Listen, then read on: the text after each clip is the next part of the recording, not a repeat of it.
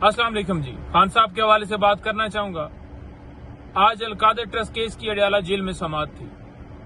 हमें बताया गया कि सिक्योरिटी खदशात की वजह से समाअत मुलतवी की जा रही है। ये कैसे सिक्योरिटी के खदशात हैं? जहां पर अडयाला जेल के बाहर गाड़ियां आ जा रही हैं, मोटरसाइकिल आ जा रहे हैं, रेडी वाले आ रहे हैं और पैदल लोग भी चल रहे हैं, लेकिन सिक्योरिटी का बहाना बना के समाअत मुलतवी की गई। जज साहब अंदर नहीं जा सकते, वकला नहीं जा सकते, उनकी फैमिली नहीं जा सकती। वहां पर बाकी अमला मौजूद है, वो अमला जिसकी कस्टडी में है, और वो किसके अंडर है, किसकी हुकूमत है? वो लोग जो हमारे मुखालिफ हैं, जो इमरान खान के मुखालिफ हैं।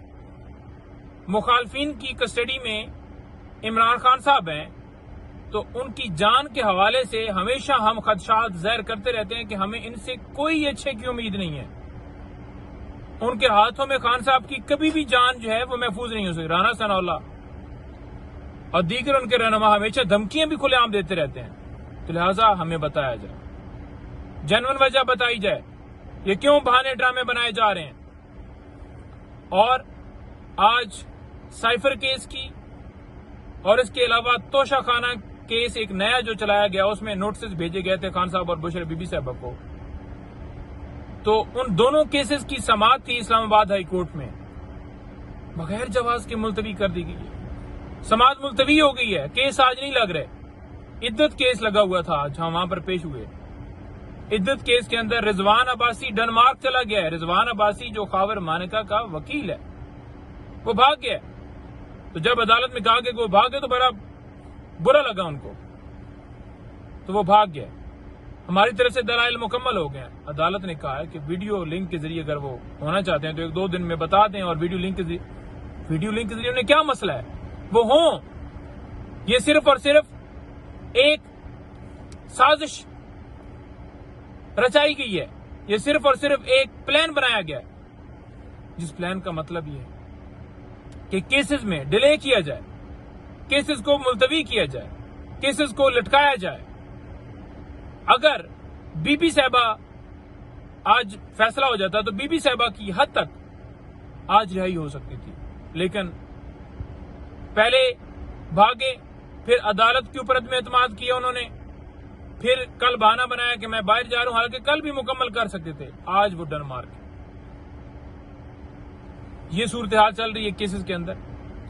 3 ऐसे केसेस जिनमें आज मैंने दलाइल दी है। ये 3 कौन से केसेस थे? 25 मई 2022 को खान साहब ने पुरअमन वो एहतजाज हुआ था, लॉन्ग मार्च हुआ था, जो हर पाकिस्तानी का हक है, आईने पाकिस्तान देता है कि आप पुरअमन एहतजाज कर सकते हैं। उसके ऊपर 18 से 19 FIR खान साहब के ऊपर दर्ज कर दी गई थी।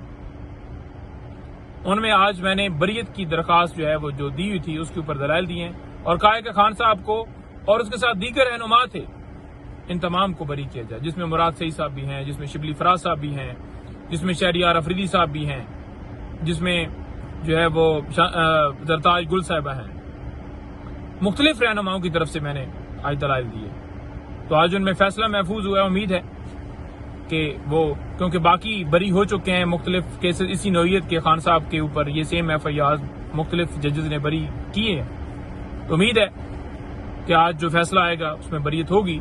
लेकिन मैं आपको वाज़ेह करना चाहूँ कि खान साहब को मुसलसल इंसाफ से महरूम किया जा रहा है। खान साहब, उनकी फैमिली, तमाम पार्टी के रहनुमा, हर एक को इंसाफ से महरूम किया जा रहा है। कोई मिलिट्री कस्टडी में, किसी को गिरफ्तार किया जाता है, बेल मिलती है, नए में उठा लिया जाता है। एक बंदा पाकिस्तान में मुख्तलिफ थानों में उसके ऊपर मुकदमा दर्ज हैं। एक बंदा एक टाइम के ऊपर एक जगह पे हो सकता है। मैं फॉर एग्जाम्पल अभी इस्लामाबाद हूं, तो मैं इस टाइम के ऊपर सरगोदा तो नहीं हूं, इधर हूं ना। ऐसे मुकदमात बनाए गए। बहुत शुक्रिया।